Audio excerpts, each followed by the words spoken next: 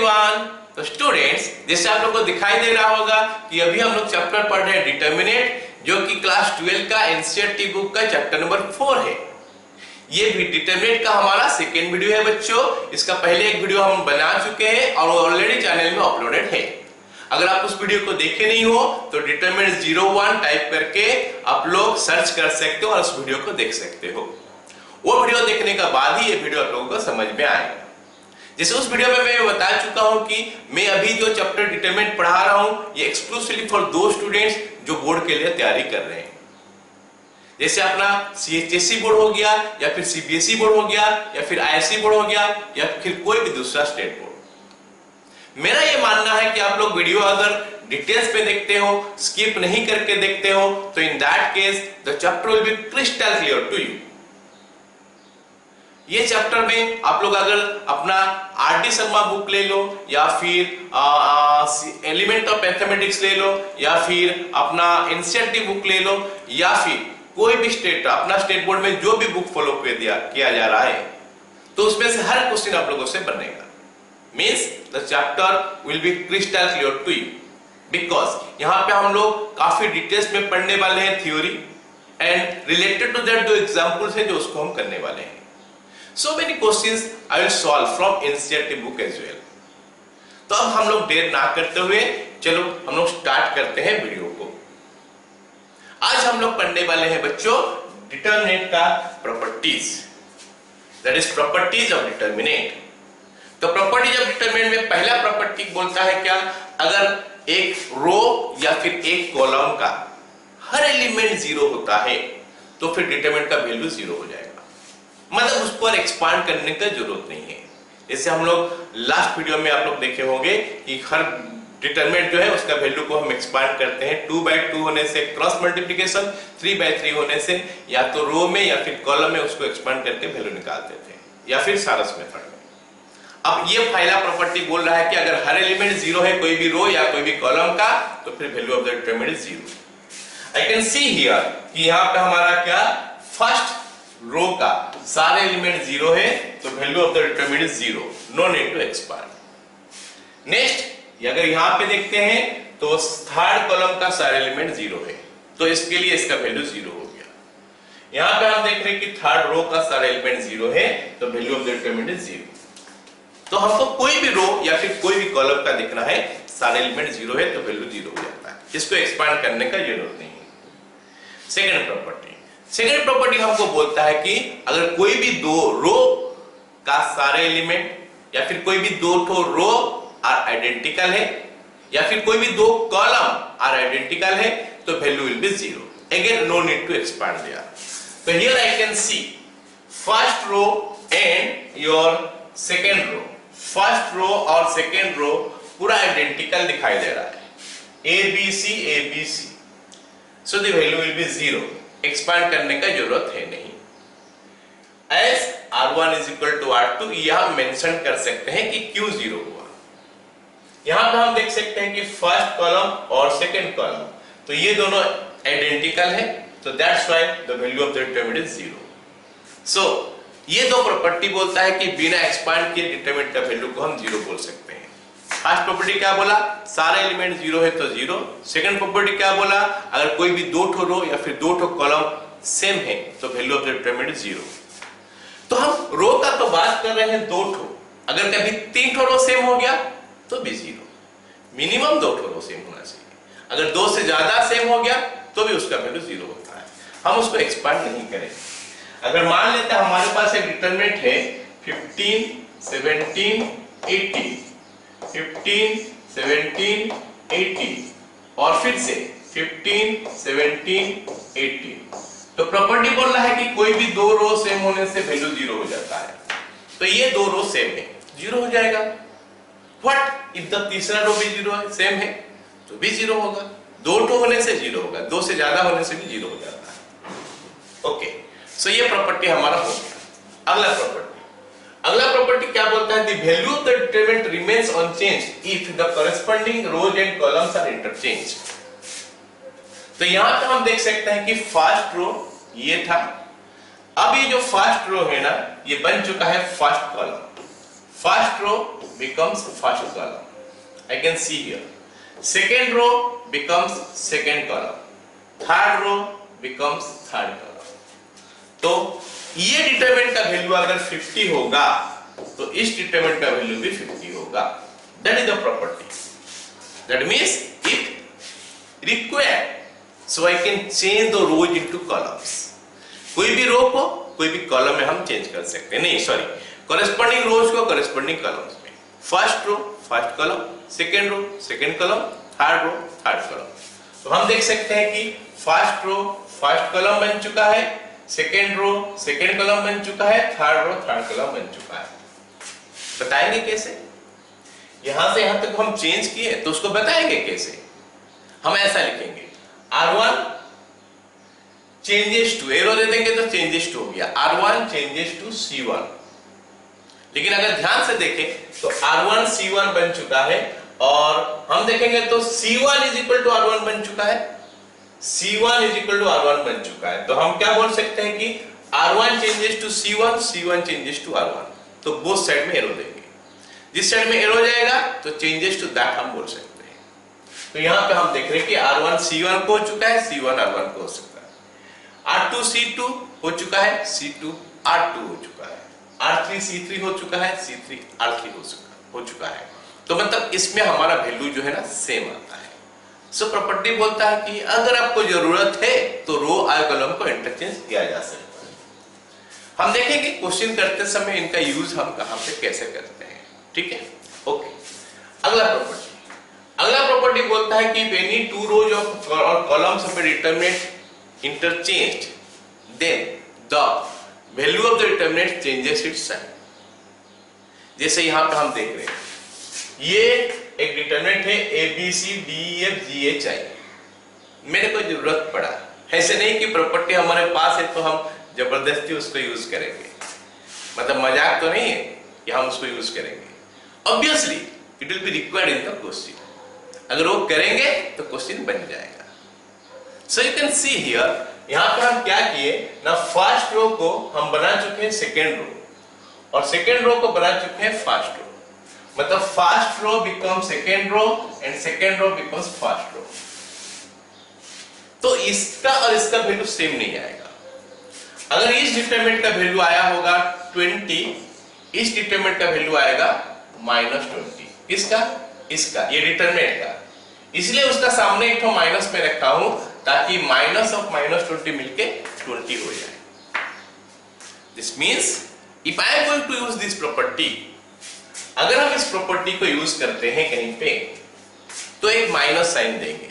जो ये होगा फिर हम चेंज करेंगे तो एक माइनस साइन देंगे. अगर इसको दोबारा यूज करना है इस प्रॉपर्टी को, फिर माइनस के ऊपर एक और माइनस, दो बार माइनस तो प्लस हो जाएगा. तो this is how we will use the property. Question आएगा हम देखेंगे, उसमें जरूरत पड़ेगा हमको दो ठो रो को इंटरचेंज करना या फिर दो ठो कॉलम को इंटरचेंज करना. तो उसमें हम देखेंगे.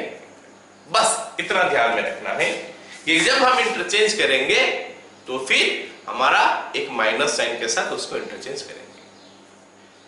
तो ये प्रॉपर्टी में फर्क क्या है? ये प्रॉपर्टी बोल रहा है first row first column, second row second column, third row third column. Row column change हो रहा है. यहां पे दो ठो रो चेंज हो गया तो साइन चेंज हो जाएगा, या फिर दो ठो कॉलम भी चेंज हो सकता है. जैसे यहां पे हम देख रहे हैं एक डिटरमिनेंट ये है, फर्स्ट कॉलम जो है थर्ड में आ चुका है, थर्ड कॉलम जो है फर्स्ट में आ चुका है. तो इसका भी वैल्यू में एक माइनस साइन आ जाएगा. मतलब इतना ध्यान में रखना अभी हमको कि दो ठो रो इंटरचेंज करेंगे माइनस साइन के साथ, दो कॉलम इंटरचेंज करेंगे माइनस साइन के साथ. तो ये हमारा प्रॉपर्टी हो गया. ठीक है, alright. Now let us do a question. एक क्वेश्चन सॉल्व करते हैं. ये एनसीईआरटी बुक का क्वेश्चन है, एग्जांपल है, हम देख सकते हैं. क्वेश्चन बोला है कि इसका वैल्यू इवैल्यूएट करो. What is the value of this one? इसका वैल्यू कितना है ये हमको सवाल में पूछा है. सवाल में पूछा है कि इसका वैल्यू बताओ कितना है. What is that?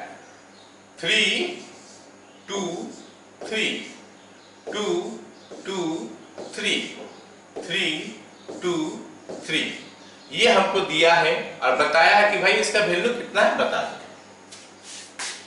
सो हम ध्यान से देखेंगे। अगर ध्यान से देखेंगे तो मेरे को ये दिखाई दे रहा है कि R1 और R3 यहां पे सेम है, क्योंकि दो ठो रो सेम है। प्रॉपर्टी बोलता है कि अगर दो रो सेम है तो वैल्यू 0 हो जाता है।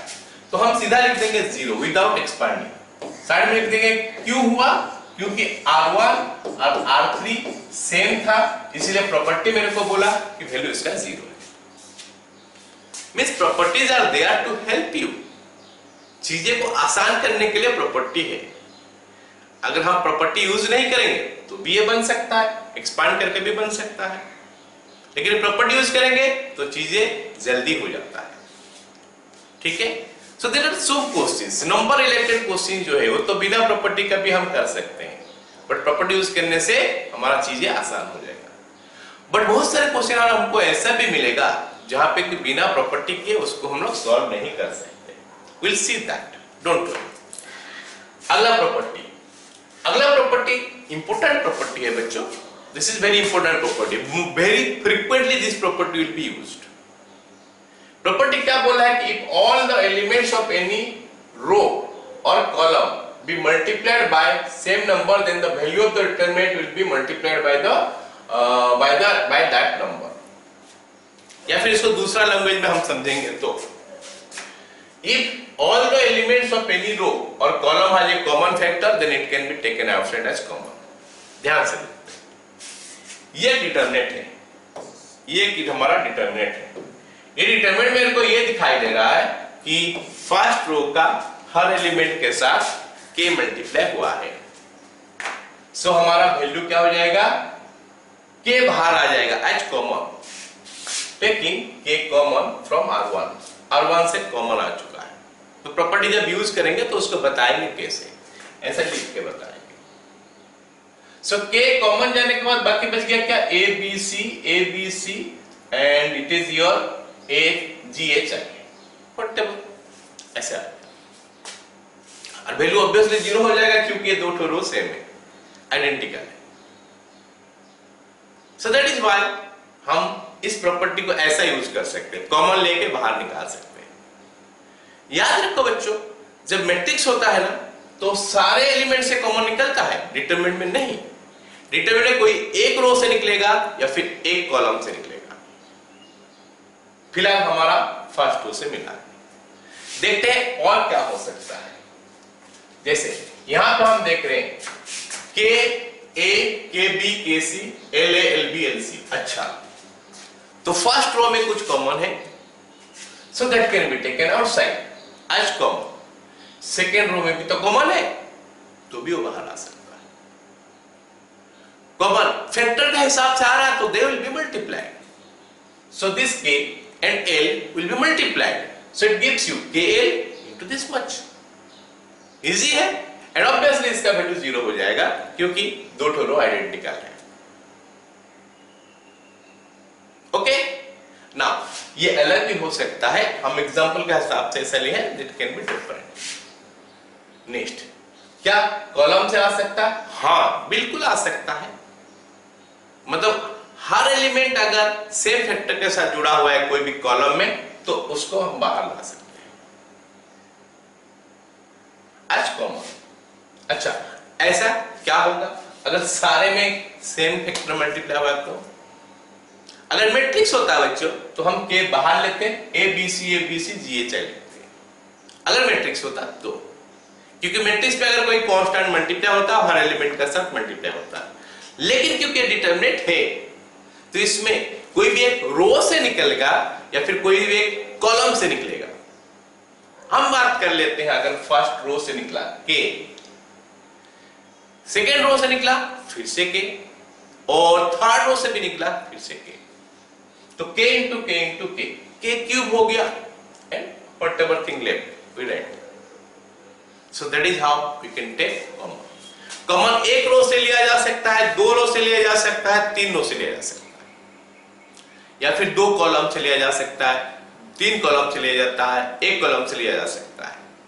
अगर डिटरमिनेंट का हर एलिमेंट का साथ कोई कांस्टेंट मल्टीप्लाई है तो फर्स्ट कॉलम से, सेकंड कॉलम से, थर्ड कॉलम से 3 बार निकलेगा तो जाके कॉमन निकलेगा। इसमें मैं बता दूं इस प्रॉपर्टी में जो बोल रहा है, suppose sometimes will get like this, अगर हमको ऐसा मिला, हमको क्या मिला, कुछ ऐसा A1 B1 C1 A2 B2 C2 A3 B3 C3, और हम क्या किए ना, इसमें हमको जरूरत पड़ा कि फर्स्ट रो में हमको कुछ मल्टीप्लाई करना है के, तो हम क्या लिख सकते हैं, के A1 के B1 के C1 A2 B2 C2 और A3 B3 C3, ठीक है। If required I can multiply some constant, हम कुछ कांस्टेंट मल्टीप्लाई कर सकते हैं कोई भी एक रो में या फिर कोई भी एक कॉलम में, बट यहां पे प्रॉपर्टी बोल रहा है कि if all elements of any row, यहां पे इसे फर्स्ट रो में if be multiplied by the same number, जैसे k का हर मल्टीप्लाई हुआ, then the value of the determinant, मतलब इस डिटरमिनेंट का value is multiplied by that number, मतलब इस डिटरमिनेंट का वैल्यू क्या हो जाएगा, k times of this one. तो हम नहीं बोल सकते कि ये दोनों सेम है, ये दोनों सेम है, नहीं बोल सकते। सो what I have done here actually, मैं यहां पे किया क्या हूं, R1 को हम चेंज कर दिए, कैसे, k into R1 करके, R1 में k मल्टीप्लाई किए तो it will be change like this, R1 changes to k R1। इसका वैल्यू और इसका वैल्यू सेम नहीं है तो बीच में इक्वल टू कैसे दे सकता हूं, सेम होने का बदला इक्वल टू दे सकता हूं।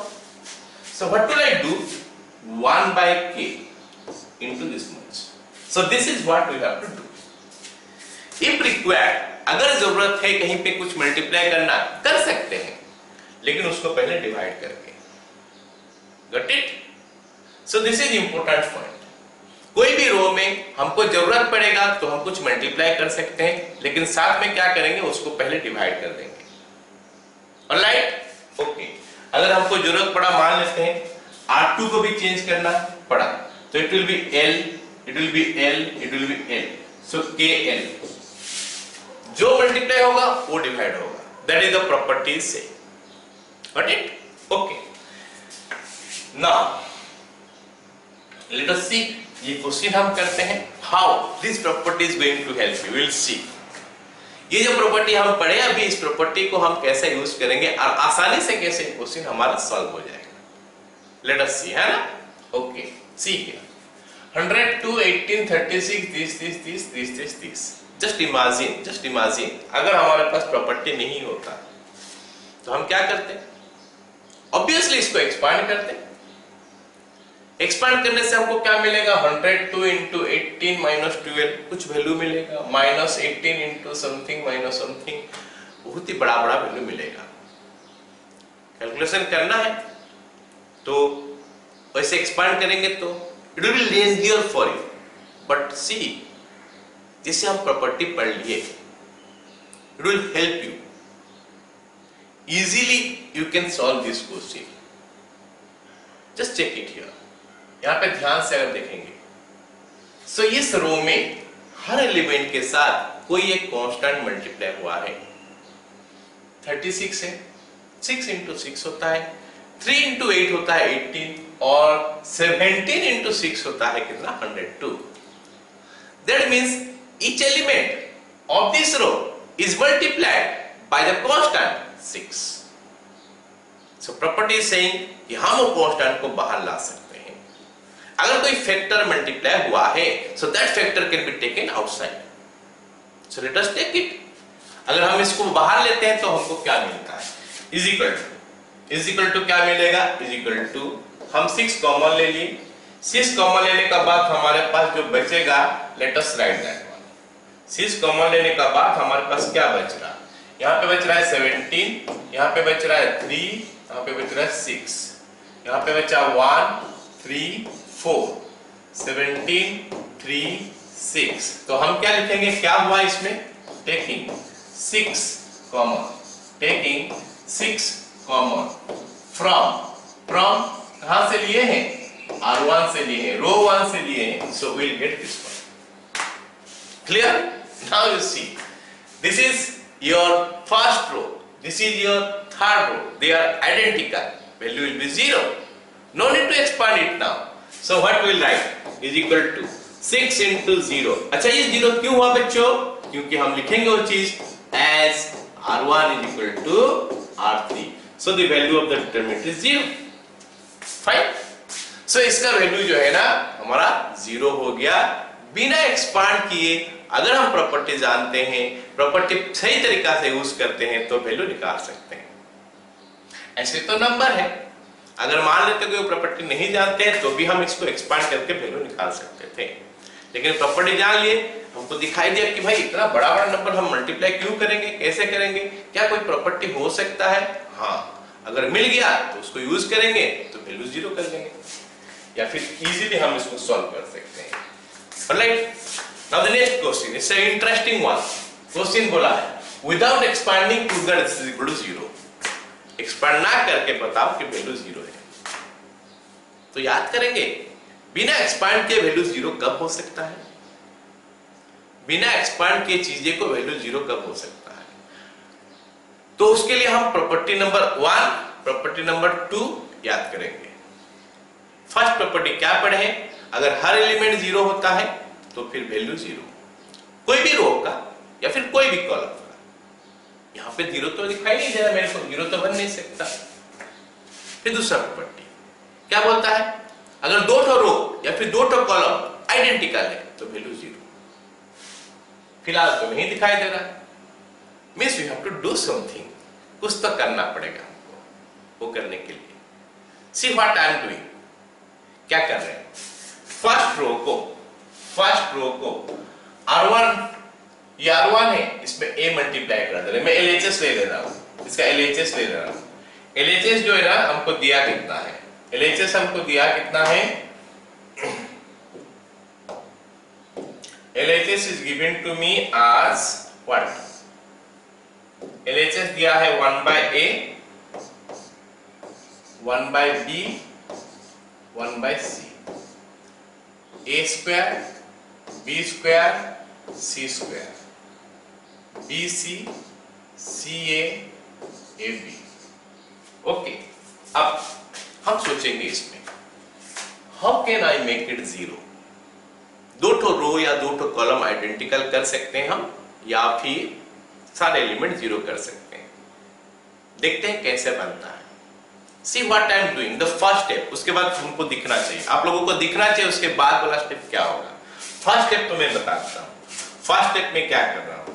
I am changing it is like this, R1 changes to A into R1, R2 changes to B into R2, R3 changes to C into R3.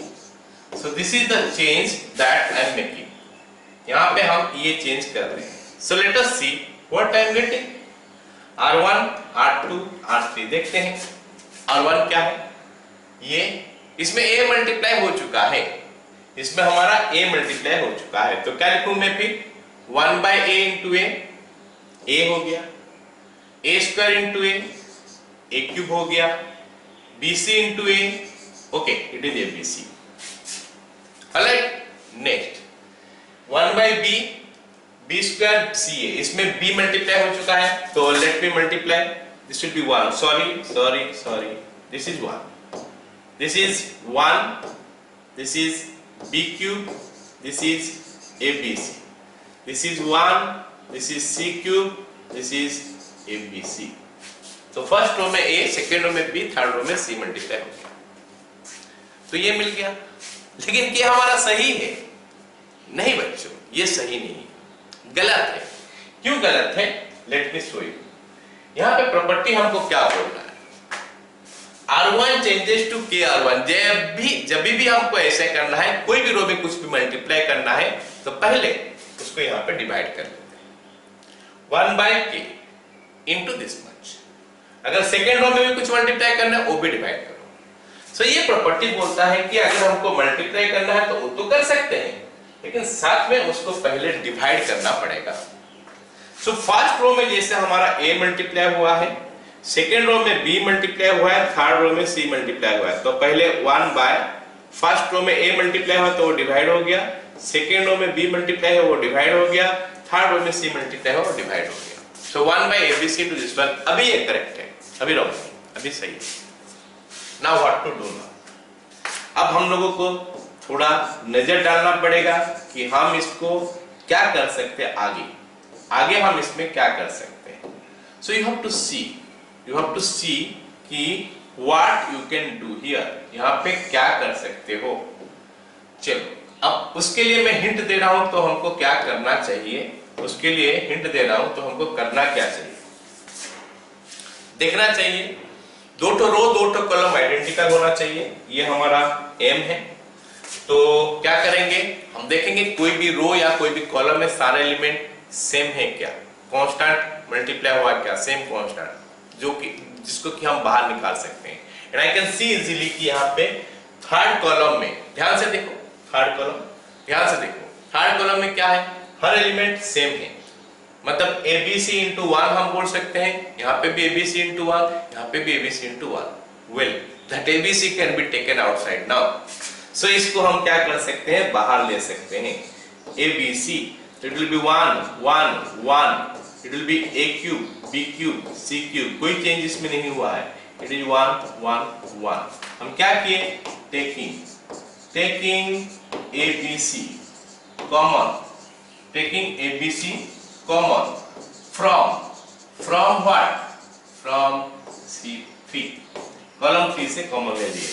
Now interestingly see here what happens, ABC cut गया, उसके साथ कोई दिक्कत नहीं है, but this determinant if you see its value will be 0 because column 1 is equal to column 3, तो ये दो कॉलम सेम हैं तो इसीलिए इसका वैल्यू 0 हो जाएगा। So I can write 1 into 0 as column 1 is equal to column 3. So this is what actually you have to think and it's not a very easy thing.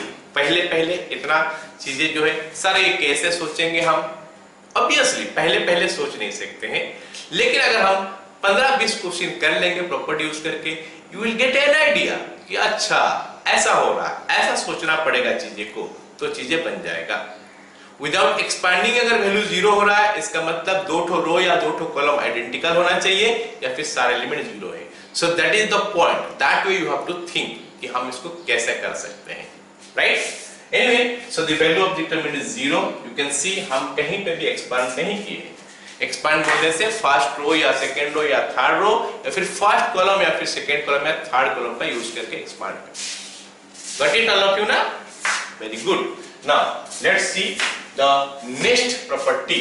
Again very important property. 3 property will be very important. जो अभी पढ़ लिया हम लोग वो वाला, अभी next ये वाला प्रॉपर्टी एंड इसका आगे वाला property, this 3 will be frequently used in the questions. Questions में बहुत बार इसको यूज किया जाएगा, ठीक है।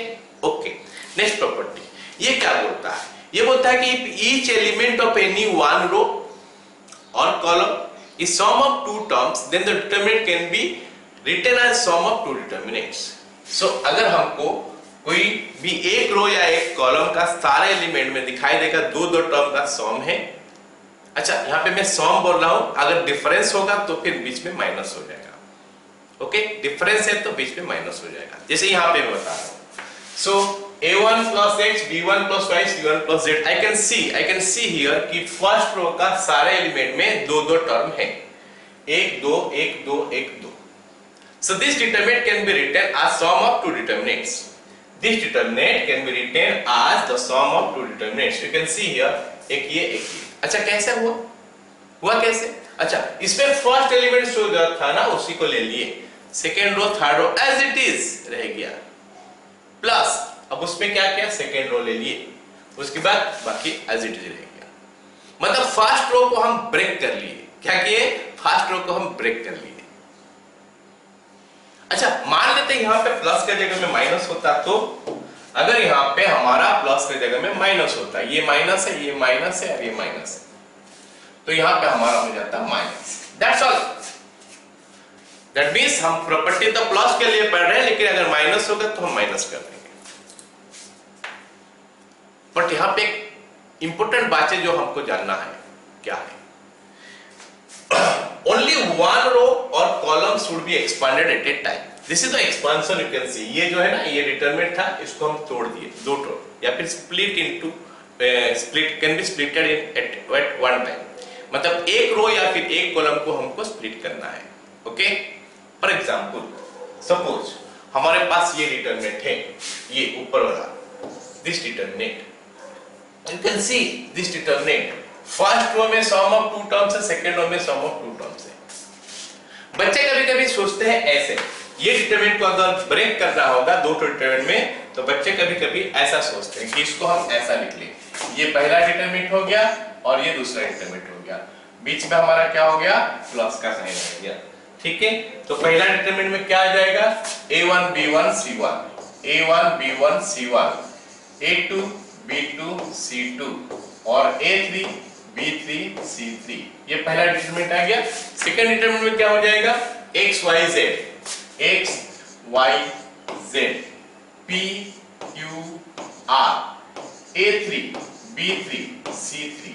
और ये जो सोचना था बच्चों का, ये सोचना गलत है, बिकॉज यहां पे हमारा हुआ क्या है, जब हम इससे ये लिख रहे हैं, यहां से यहां लिख रहे हैं, तो हम क्या कर रहे हैं, एक्चुअली हम क्या कर रहे हैं, यहां पे फर्स्ट रो और सेकेंड रो दोनों को एक साथ ब्रेक किए हैं, फर्स्ट रो और दोनों सेकेंड रो दोनों का एक साथ ब्रेक किया गया है, दोनों का एक्सपेंशन एक साथ किया गया है। तो देख सकते हैं फर्स्ट रो भी चेंज है, सेकेंड रो भी चेंज है, यहां पे नहीं, ऐसा नहीं होना चाहिए।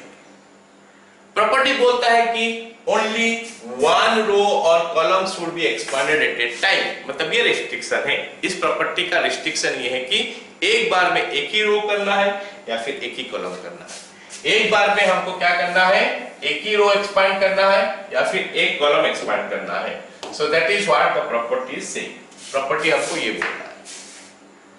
तो फिर कैसे करेंगे इसको, सो हम फर्स्ट रो को एक्सपांड करते हैं, फर्स्ट रो का ब्रेक हुआ a1 b1 c1, second row as it is plus this one. So this is what you are going to get, एक बार में एक रो या फिर एक कॉलम हमको एक्सपांड करना है, this is the property. Break कर सकते हैं लेकिन एक बार में एक रो या फिर एक कॉलम। नाउ लेट अस सी, इसको यूज करके हम इस क्वेश्चन को हम कैसे करते हैं, आसानी से सॉल्व हो जाएगा। अगर हम प्रॉपर्टी यूज नहीं करते तो फिर काफी मुश्किल होगा। इनफैक्ट मेरे को शायद बोला है कि विदाउट एक्सपांडिंग, बिना एक्सपांड किए। चलो याद करते हैं, बिना एक्सपांड किए चीजें जीरो कैसे होता है डिटरमिनेंट में, दो ठो रो सेम, दो ठो कॉलम सेम, तो वैल्यू जीरो, या फिर सारे एलिमेंट जीरो, कोई भी एक रो का या फिर एक कॉलम का value zero. So out of those two which one is going to help you in this particular question, let us see. First हम ले लेते हैं LHS, इसका LHS ले लेते हैं। तो LHS हमको दिया क्या है, LHS is equal to A B C, then it is your A plus 2x, B plus 2y, C plus 2z, then this is your x y z। अब ये डिटरमिनेंट मेरे को ये तो नजर नहीं आ रहा कि सारे एलिमेंट जीरो कहां हो रहा, नजर नहीं आ रहा, जीरो तो नहीं होगा। दूसरा हो गया क्या, कोई भी दो रो या दो कॉलम आइडेंटिकल, अब तो नजर नहीं आ रहा। लेकिन मेरे को थोड़ा थोड़ा नजर यहाँ पे ऐसा आ रहा कि यहाँ पे A है, यहाँ पे A है, B है, B है, C है, C है। अगर ये सात वाला इससे छूट जाएगा तो हो सकता है जीरो, तो फिर ये प्रीवियस प्रॉपर्टी वाला यूज कर लेते हैं। प्रीवियस प्रॉपर्टी क्या बोलता है कि अगर कोई भी एक रो का या फिर एक कॉलम का सारे element sum of two terms है तो उसको ब्रेक कर सकते हैं हम। So this can be done that way. तो हम क्या करेंगे, सेकेंड रो को ब्रेक कर लेंगे। अच्छा, सेकेंड रो को ब्रेक करेंगे तो हमको क्या मिलता है, देखते हैं। A B C, then A B C, then X Y Z। Wow, ये वाला तो जीरो हो चुका है, ये वाला जीरो हो चुका है। अच्छा बच्चा, क्यों जीरो हुआ ये बताओ। हाँ, ये जीरो हुआ है क्योंकि फर्स्ट रो और सेकेंड रो आइडेंटिकल है। Next, let's go to the next one. Next one में क्या हो जाएगा, A B C, then it is 2x 2y 2z, then it will be x y Z। तो यहाँ पे कोई भी दो रो या फिर दो कॉलम आइडेंटिकल नहीं है, लेकिन यहाँ पे हो चुका है। तो यहाँ पे क्यों हो गया है? क्योंकि हमारा R1 और R2 सेम हो चुका है। R1 is equal to R2, तो इसीलिए ये वाला 0 हो चुका है, लेकिन वहां पे नहीं हुआ है। But we have to make it 0 somehow। सारे एलिमेंट को 0 करना है या फिर दो ठो रो दो ठो कॉलम आइडेंटिकल करना है। सारे एलिमेंट 0 कहां से होगा? नहीं हो सकता। अब देखते हैं दो रो दो कॉलम आइडेंटिकल कैसा हो सकता है, ध्यान से देखेंगे। सेकेंड रो को ध्यान से देखो बच्चों। सेकेंड रो को अगर आप लोग ध्यान से देखते हो तो सेकेंड रो में हर एलिमेंट के साथ कुछ मल्टीप्लाई हुआ है। तो प्रॉपर्टी बोलता है कि अगर हर एलिमेंट का साथ कुछ मल्टीप्लाई हुआ है, कैन बी टेकन आउटसाइड। तो यहाँ पे हमारा हर एलिमेंट का साथ 2 मल्टीप्लाई हुआ है, तो 2 can be taken outside as common. तो 2 को मैं अगर बाहर ले लेता हूं तो हमारे पास बचेगा क्या? A B C X Y Z और फिर से X Y Z. Well this can be 0 now. ये भी अभी हमारा 0 हो गया। क्यों हुआ बच्चों बताओ? Yes, it is R2 is equal to R3। क्योंकि ये दोनों रो सेम है तो वैल्यू 0। सो ये हमारा फाइनल आंसर कितना हो गया? 0 plus 2 into 0 as R2 is equal to R3। तो हमारा वैल्यू कितना हो चुका है बच्चों? 0। सो यू कैन सी, इसको एक्सपांड किए नहीं है लेकिन फिर भी वैल्यू 0 हो गई। Now next question, it's a very similar question, in fact same question हम बोल सकते हैं, लेकिन यहाँ पे हमको दिया गया क्या देखते हैं। Let me write the LHS, और मैं इसको थोड़ा जल्दी करूंगा क्योंकि it is the same question as the previous one. LHS is equal to a plus 2x b plus 2y और c plus 2z। a b c उसके बाद x y z। So I can see कि यहाँ पे जो previous question में था, ये क्वेश्चन में पूरा डिट्टो इस टाइप के नजर आ रहा है। बस फर्क इतना है कि वहां पे जो रो में था यहाँ पे कॉलम में था। उसीलिए मैं इसको क्या कर रहा हूं कि कॉलम में भी कैसे चेंज होता है देख सकते हैं। तो first column A B C, second column A B C, third column X Y Z. So it becomes 0 plus अभी फर्स्ट कॉलम इसको हम ब्रेक कर रहे हैं तो पहला डिटरमिनेंट हो चुका है। देन नेक्स्ट एलिमेंट सब लेंगे 2x 2y 2z a b c x y z। This is already 0। ये ऑलरेडी 0 हो चुका है क्योंकि इसमें कॉलम 1 और कॉलम 2 सेम है। कॉलम 1 और कॉलम 2 सेम है तो इसका वैल्यू 0 हो चुका है। अब इसमें क्या करेंगे? फर्स्ट कॉलम को अगर हम ध्यान से देखें तो फर्स्ट कॉलम में हर एलिमेंट में एक कांस्टेंट है 2, उसको हम बाहर ला सकते हैं। तो अगर मैं उसको बाहर लेके आ जाऊं तो हमको मिलेगा क्या? 2 into x y z a b c x y z। तो इट बिकम्स 2 इंटू 0। क्यों 0 हो गया? Column 1 is equal to column 3। I hope all are getting and आसानी से शायद समझ में आ रहा होगा। Okay, next question. Next let us see. Okay, this is very important. ये काफी इंपॉर्टेंट प्रॉपर्टी है बच्चों। This is one of the frequently used property. हम डिटरमिनेंट में जब प्रॉपर्टी यूज करके क्वेश्चन करेंगे, यही property, in fact one of the नहीं, यही प्रॉपर्टी बार बार यूज होगा। 100% ये प्रॉपर्टी का यूज हमारा होता है हमेशा के लिए, मतलब हर क्वेश्चन में ऑलमोस्ट इसका यूज होता है।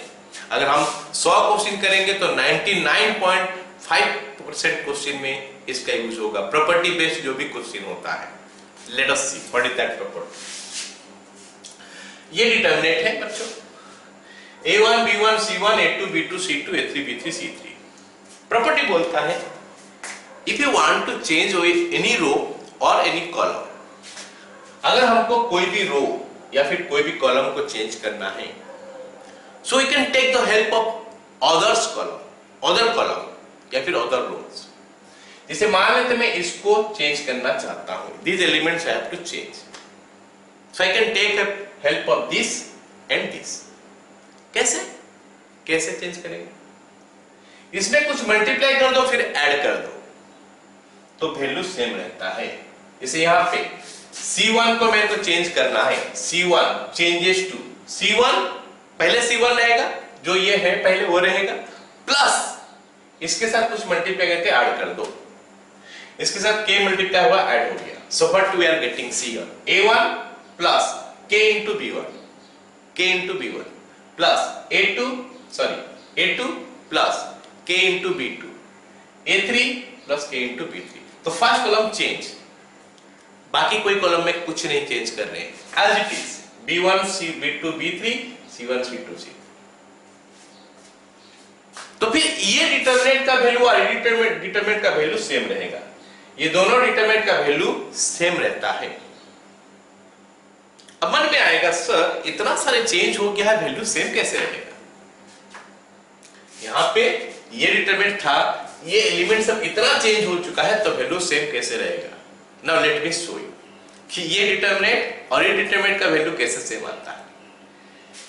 इस डिटरमिनेंट को अगर मैं चाहूंगा प्रीवियस प्रॉपर्टी यूज करके लिख पाऊंगा कुछ ऐसा, A1 B1 C1 A2 B2 C2 A3 B3 C3 plus KB1 KB2 KB3 B1 B2 B3 C1 C2 C3। I can do it, obviously मैं कर सकता हूं क्योंकि फर्स्ट कॉलम को हम ब्रेक कर लिया अभी। It is sum of two terms, so this determinant can be written as sum of two determinant, लिख सकते हैं। अब ये तो A1 B1 C1 A2 B2 C2 A3 B3 C3 कोई चेंजेस नहीं है, जो ये था इसमें इस कॉलम का हर एलिमेंट में k मल्टीप्लाई हुआ है बच्चों, तो I can take that k outside. इस k को क्या कर सकता हूं, बाहर ले सकता हूं। इस k को अगर मैं बाहर ले लिया तो हमारे पास बचेगा क्या, कुछ ऐसा चीज है, this and C this determinant का हर एलिमेंट जो है, सॉरी कॉलम 1 और कॉलम 2 जो है वो सेम है, तो वैल्यू 0 हो गया। तो हमारे पास ये डिटरमिनेंट जो है ना, ये प्लस ये था, अब इसका वैल्यू 0 हो चुका है तो खाली ये बच गया, तो यही हमारा आंसर हो गया। अब ये क्या है, इस डिटरमिनेंट का साथ सेम है, मतलब D और D डैश दोनों सेम हो गया। सो इतना चेंजेस होने का बाद भी वैल्यू इसके साथ ही सेम है। सो this can B change like this by this one. अब सोचो बच्चों, अगर k का वैल्यू 1 हो जाए तो C1 changes to C1 plus C2, sorry C1 changes to C1 plus C2 means this is the property exactly। कभी भी हम चाहेंगे तो दो कॉलम को ऐड कर सकते हैं। अच्छा, अगर k का वैल्यू -1 ले लूं तो C1 changes to C1 minus C2, that means कभी भी चाहेंगे तो हम माइनस कर सकते हैं। दो ठो कॉलम को माइनस कर सकते हैं, दो ठो रो को माइनस कर सकते हैं। ये कॉलम के लिए भी एप्लीकेबल है, रो के लिए भी एप्लीकेबल है। यहाँ पे लिखा हुआ है रो साथ में कॉलम, मतलब कॉलम के लिए अगर एप्लीकेबल है तो साथ में रो के लिए भी एप्लीकेबल है। ओके, सो हम क्या कर सकते हैं, C1 changes to C1 minus C2, C1 changes to C1 plus C2। Okay, R1 changes to R1 minus R2, R1 changes to R1 plus R2, that I can do। But अगर ऐसा है कि ये डिटरमिनेंट में हम इस column को change करना चाहते हैं, taking the help of this and this, ये दोनों का हेल्प लेके, तो भी कर सकते हैं। C1 changes to C1 plus KC2 plus LC3, मतलब इसमें हम क्या किए, k मल्टीप्लाई कर दिया और इसमें l मल्टीप्लाई कर दिए और ऐड कर दिए। So this is going to be like this, A1 plus KB1 plus LC1, A2 plus KB2 plus LC2, A3 plus KB3 plus LC3, बाकी एज इट इज रह गया। बाकी चीज जो है ना as it is, first column खाली change हुआ है, second column as it is, third column as it is, then also its value will be same. मतलब हम एक कॉलम को चेंज कर सकते हैं taking the help of two columns. अब सोचते हैं, अगर k का वैल्यू 1, l का value 1, C1 changes to C1 plus C2 plus C3, so that can be done। column 1 changes to column 1 plus column 2 plus column 3, k का value 1, l का value -1, C1 changes to C1 plus C2 minus C3, कर सकते हैं। अगर k का value 1, l का value 2, C1 changes to C1 plus C2 plus 2C3. So everything करो, ऐसे टाइप का सारी चीज हो सकता है। पता कैसे लगेगा सर, क्या यूज करना है? ऑब्वियस बात है, यही चीज हमको सोचना है और ये थोड़ा डिफिकल्ट बनाता है चीजें को। प्रॉपर्टी का क्वेश्चन जो होता है इसीलिए कि हम सोचे कैसे सर, एंड ऑब्वियसली जो पहला क्वेश्चन हम प्रॉपर्टी यूज करके करेंगे अपना दिमाग में वो सोच आएगा नहीं, लेकिन अगर हम 8, 10, 15, 20 क्वेश्चन कर लेंगे, हाँ ऐसा चीजें सॉल्व हो रहा है, so will do it like this, let us think this way. C1 changes to C1 plus C2 नहीं हो रहा, C1 minus C2 नहीं हो रहा, R1 changes to R1 plus R2, R1 changes to R1 minus R2 नहीं हो रहा, कुछ दूसरा सोचेंगे, but this is the way hit and trial सोच सकते हैं, तो फिर हमारा चीजें बन जाएगा। Okay, so this is what we can do. अब सोचिए, अब यहाँ पे और क्या कर सकते हैं, ये प्रॉपर्टी बोल रहा है दो कॉलम को एक साथ चेंज कर सकते हैं, ये फर्स्ट कॉलम चेंज हो गया, ये सेकंड कॉलम चेंज हो गया। C1 changes to C1 plus KC2 plus LC3 और C2 changes to C2 plus PC3, so that can be done। मतलब एवरीथिंग हम कर सकते हैं, लेकिन सर क्या हमारा 3 तो कॉलम था वो डिटरमिनेंट में, तीनों कॉलम को एक साथ चेंज कर सकते हैं? नहीं, वही रेस्ट्रिक्शन है इसमें। बोल क्या रहा है, maximum number of operation is equal to order of the determinant minus 1।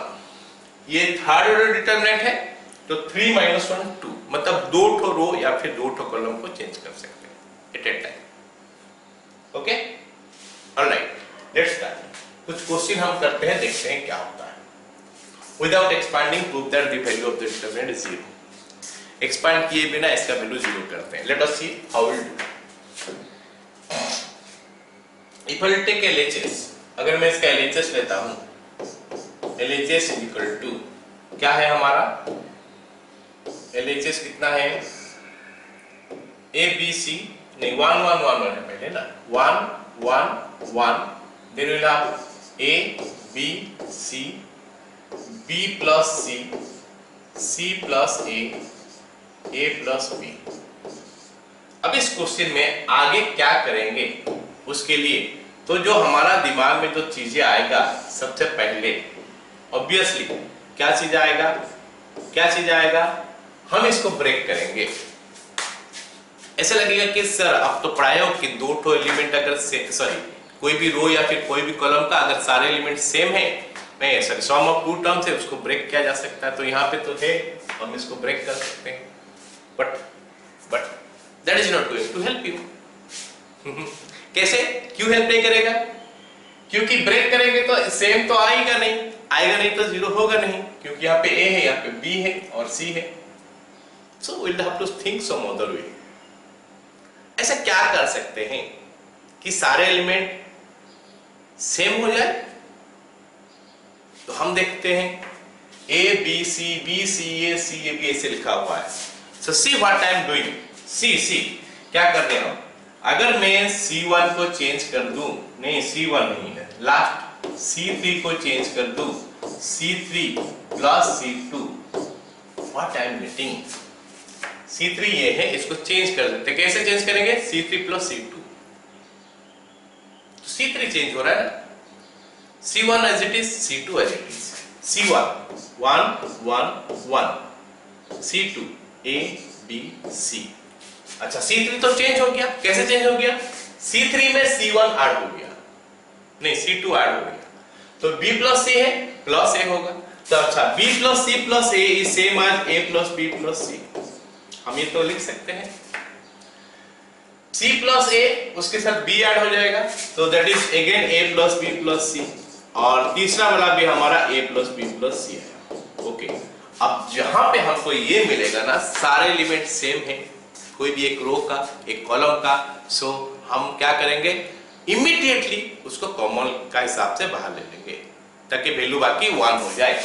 So what will I right now, actually क्या लिखूंगा मैं, ये तो हो गया इतना, इसमें हम लिखेंगे क्या, this one is equal to A plus B plus C, ये हमारा कॉमन आ गया, ए प्लस बी प्लस सी कॉमन आ गया। कहां से कॉमन आ गया? थर्ड कॉलम से।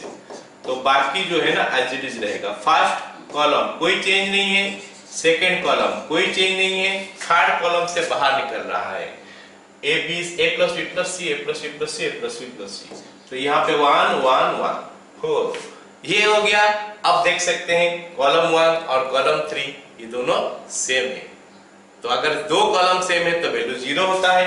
तो I can write is equal to a plus b plus c into 0 क्योंकि column 1 is equal to column 3 है। So value is equal to 0।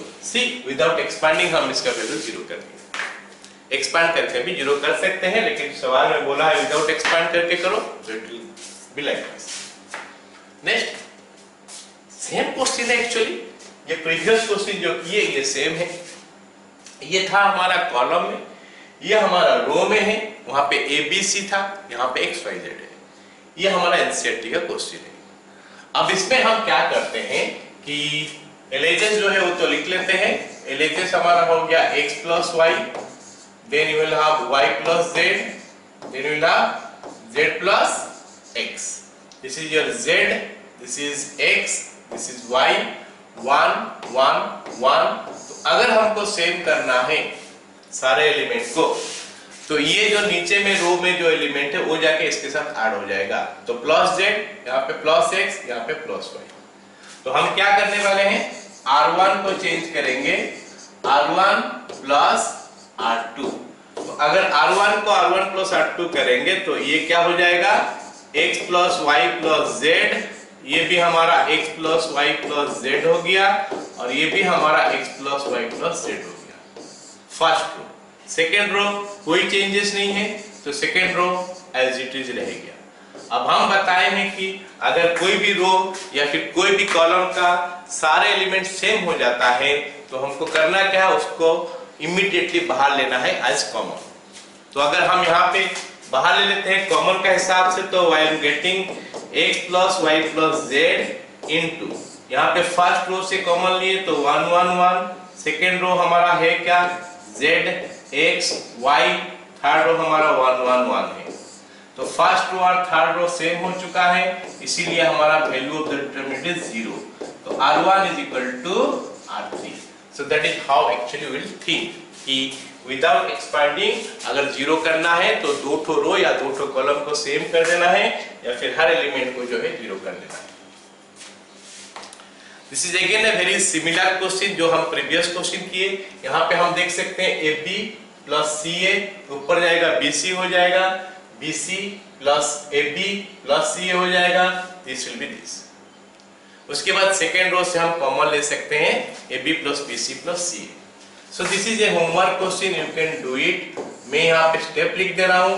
पहला स्टेप क्या करना है, R2 changes to R2 plus R3 and second step क्या करना है, AB plus BC plus CA common from R2, common from R2।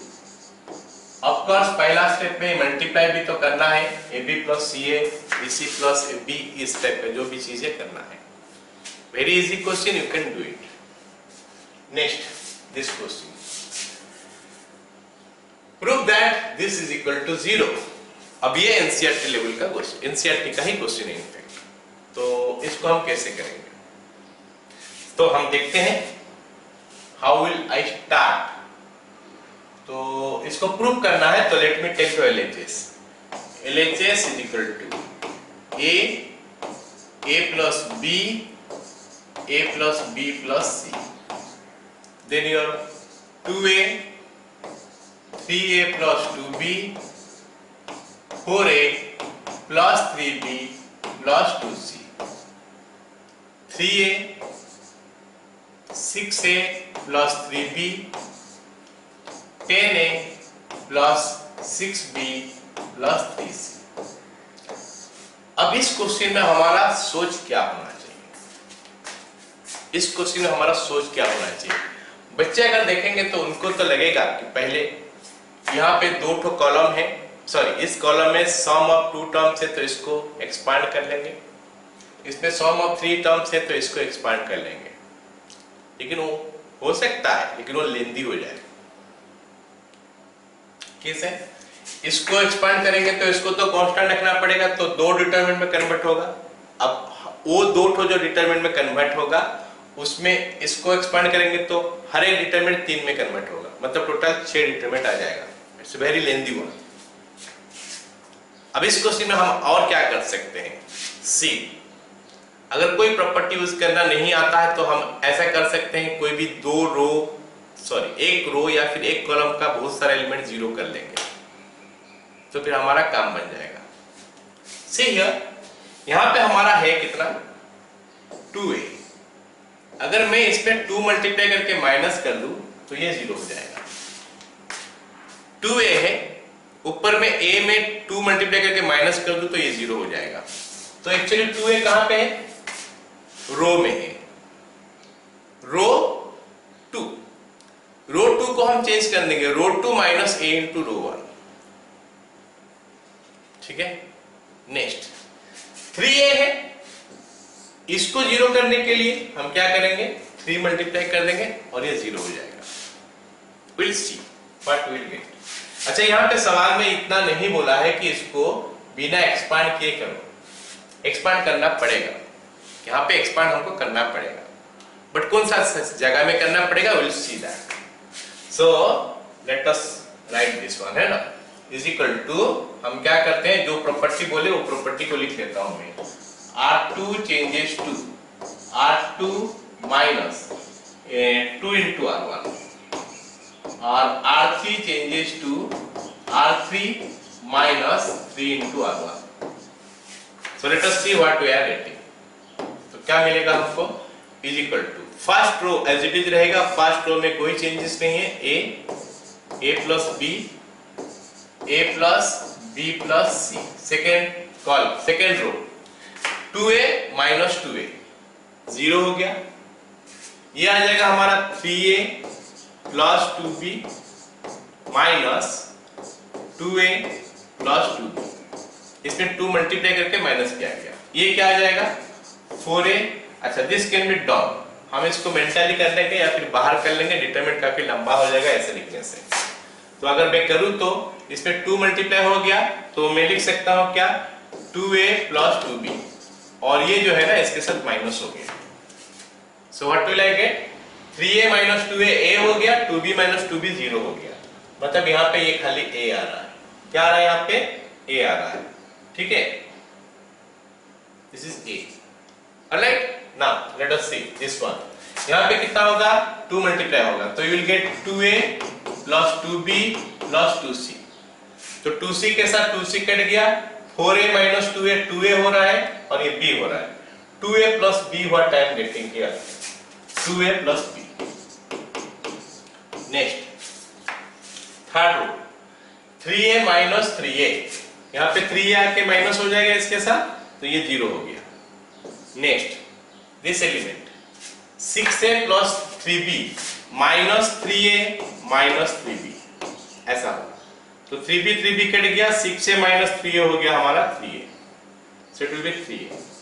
then we have what? यहाँ पे हमारा मल्टीप्लाई हो रहा है 3, माइनस करेंगे तो minus 3a minus 3b minus 3c, तो 3c गेट कैंसिल। ये 3b हो गया और ये हमारा 7a हो गया, 7a plus 3b, 7a plus 3b। अब ये डिटरमिनेंट हमारा छोटा हो चुका है।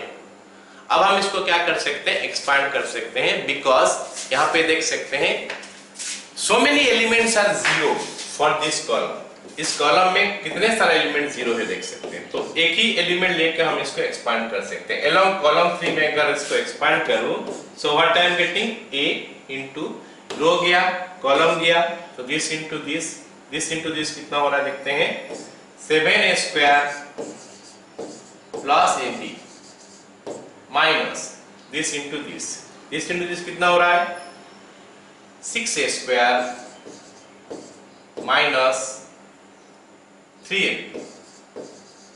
We are not getting actually what, ये कितना आ रहा है, इसमें 3 मल्टीप्लाई, ओ इट इज 3, ये 3b है, 3ab. ऑलराइट, सो 3ab कैंसिल हो गया. 7a square into a minus 6a square is your a square, so it is equal to aq is equal to rh6. Proved. So ये property हम use किए तो चीजें कितना छोटा हो गया, उसके बाद उसको हम एक्सपांड कर सकते हैं. I think all of you got it. Clear ना? Very good. Let's go to the next question. Next question again it is NCERT question है. बोला है कि x y and z are different and this is equal to 0, then ये prove करता है कि x Y z is equal to -1. ये question काफी अच्छा क्वेश्चन है. ऑलराइट, ये क्वेश्चन में हमको क्या करना है, स्टार्ट करते हैं पहले, फिर देखते हैं कि इसमें हम क्या क्या करने वाले हैं. बोला है कि x y z x square y square z square 1 plus x cube 1 plus y cube और 1 plus z cube is equal to 0. कितना दिया है? अगर मैं इस क्वेश्चन में पूछूं, हमको बोला है कि x y z is equal to -1, ये प्रूव करो. अगर x plus y plus x y z are different, they are not equal, they are different है, तो ये हमको प्रूव करना है. How to prove? चलो देखते हैं कि क्या क्या चीज इसमें बन सकता है हमारा. सबसे पहला थर्ड कॉलम देखते हैं. देखते ही हमको याद आना चाहिए सम ऑफ टू टर्म्स है. चलो एक्सपांड करते हैं. तो ये जो है डॉट और डिटरमिनेंट में बन जाएगा. Let us make it. x y z, इसमें कितना सारा प्रॉपर्टी यूज होगा देखोगे. x square y square z square 1 1 1 plus x y z x square y square z square x cube y cube z cube is equal to 0. अब क्या होगा? हम अगर देखेंगे ध्यान से, हमारा सेकेंड डिटरमिनेंट में फर्स्ट रो में हर जगह में x है, सेकेंड में हर जगह में y है, थर्ड में हर जगह में z है.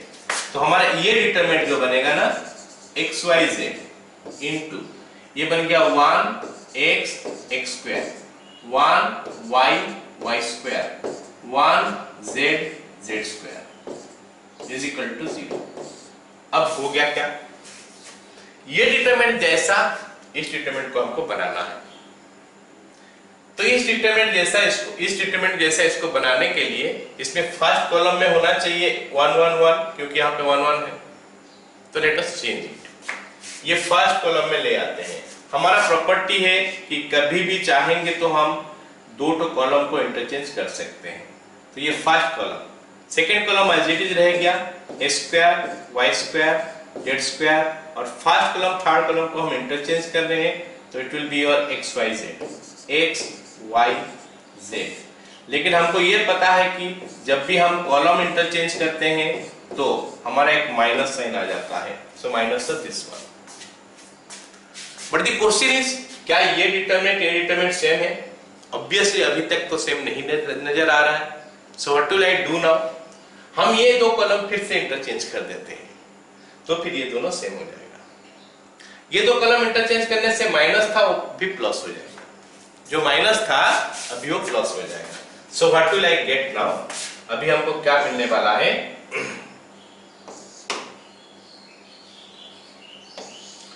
ये माइनस हम प्लस कर देंगे, ये दोनों कॉलम को इंटरचेंज कर देंगे. सो let us right 1 1 1 x y z x square y square z square plus x y z बाहर है 1 1 1 x y z x square y square z square is equal to 0. तो ये हमारा एक माइनस था, एक बार और माइनस आएगा तो उसको प्लस कर देगा. अब ये दो डिटरमिनेंट सेम हो चुका है, तो I can take common. So if I take common 1 1 1 x y z x square y square z square into 1 plus x Y z is equal to 0।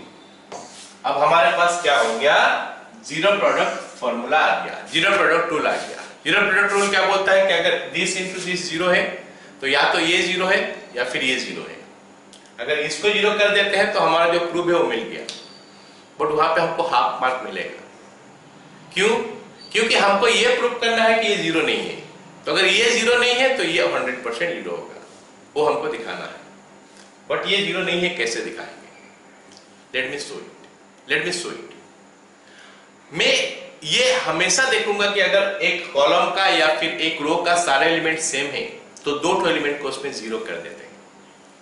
और दो एलिमेंट जीरो कैसे होगा?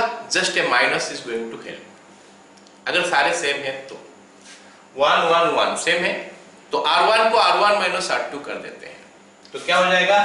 1 माइनस 1 जीरो हो गया, x माइनस वाई आ गया, x square minus y square आ गया, R1 माइनस R2 हो गया। ऐसे R2 माइनस R3 कर लेंगे तो 0 y minus z y square minus z square. Third as it is, क्योंकि ये ऑपरेशन हम दो से ज्यादा में नहीं कर सकते, this into 1 plus x Y z is equal to 0। अगर हम डायरेक्टली यहां से कर लेते हैं therefore 1 plus xyz is equal to 0, xyz is equal to -1, तो हमारा अगर 5 मार्क होगा क्वेश्चन में, उसमें हमको 3 मार्क मिल सकता है, 2 मार्क मिल सकता है। क्योंकि हमको ये प्रूफ करके दिखाना पड़ेगा कि ये पार्ट जीरो नहीं है। तो अगर ये पार्ट जीरो नहीं है तो ये जीरो है, अगर ये जीरो है तो xyz का वैल्यू -1 है। So that is what I am going to prove it, है ना। Now interestingly you can see here, अगर हम रो 1 को देखते हैं तो रो 1 में क्या हुआ है? R2 changes to R2 minus R3। रो 1 में हम अगर ध्यान से देखें तो रो 1 में x माइनस यहाँ पे है, x माइनस y यहाँ पे है, x माइनस y यहाँ पे भी है, क्योंकि यहाँ पे x minus y into x plus y होगा, और जीरो के साथ तो हर एक चीज मल्टीप्लाई होता है। तो x माइनस y यहाँ से कॉमन, यहाँ से y माइनस z कॉमन जाएगा, और बाकी एज इट इज रहेगा। तो हम अगर लिखेंगे तो I have 1 plus x Y z जो पहले से था ही, उसके बाद x माइनस वाई में कॉमन ले लेता हूँ फर्स्ट रो से, y माइनस जेड कॉमन ले लेता हूँ सेकेंड रो से। सो व्हाट आई विल गेट, यहाँ से x माइनस 1 जा चुका है तो यहाँ पे 0 हो गया, x माइनस 1 कॉमन जा चुका है तो वहाँ पे 1 हो गया, यहाँ पे x minus y into x plus y होता है तो x माइनस वाई जा चुका है तो x प्लस वाई रहेगा। So you will get 0 1 x plus y, just like that 0 1 y plus z, last column 1 z square, okay, is equal to 0। so अगर मैं इसको एक्सपांड कर देता हूं x minus y into y minus z, और मैं अगर इसको थर्ड कॉलम में एक्सपांड करता हूं, क्योंकि इस कॉलम में बहुत सारे एलिमेंट जीरो है, तो एक्सपेंशन का जो पहले काम क्या होता है, साइन देखना, plus minus plus, plus 1 into this minus this, ये दोनों कट जाएगा, this into this minus this into this, तो ये क्या हो जाएगा फिर हमारा, इंटू दिस हो गया y plus z minus this into this हो गया minus x minus y, so is equal to 0। तो हमको मिला क्या, 1 plus x Y z into x minus y into y minus z into z minus x is equal to 0। दोनों cancel हो चुका है।